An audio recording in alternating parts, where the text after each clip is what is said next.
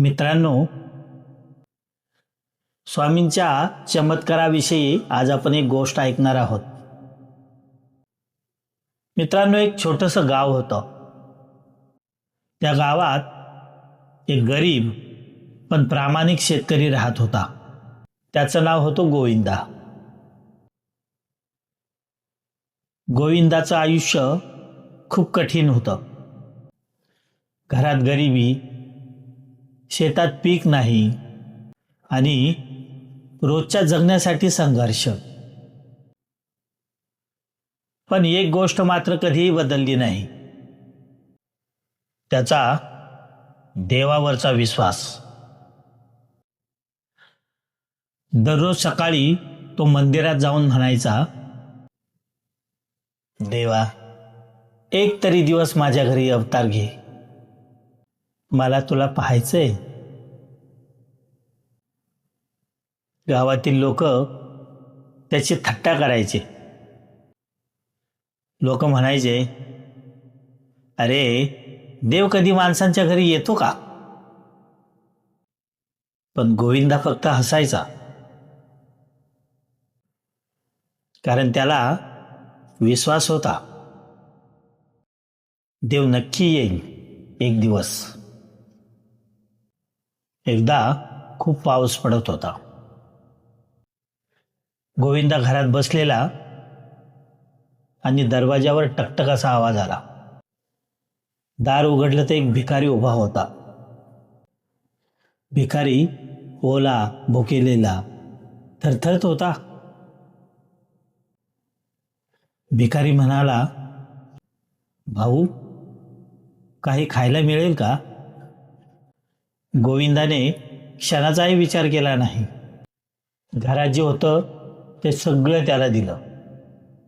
स्वतः उपाशी राहिला, पण त्याला जेवायला घातलं. दुसऱ्या दिवशी पुन्हा दारावर टकटक.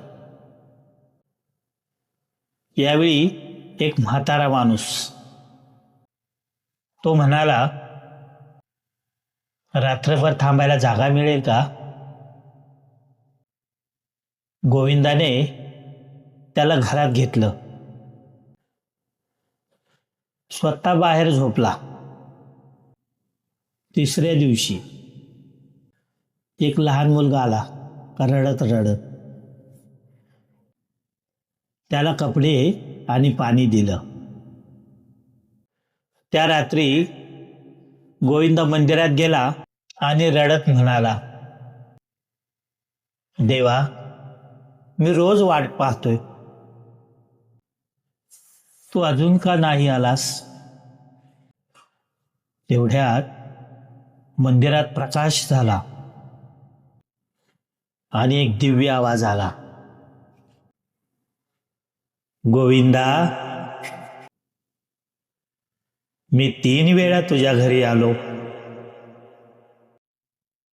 भिकारी बनून, म्हातारा बनून आणि मुलगा बनून, पण तू मला ओळखलं नाहीस.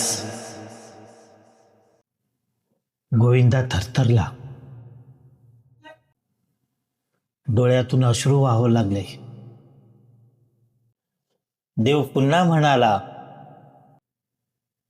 जिथे दया तिथे मी आहे, जिथे प्रेम आहे तिथे माझा अवतार आहे. त्या दिवशी गोविंदाला समजलं,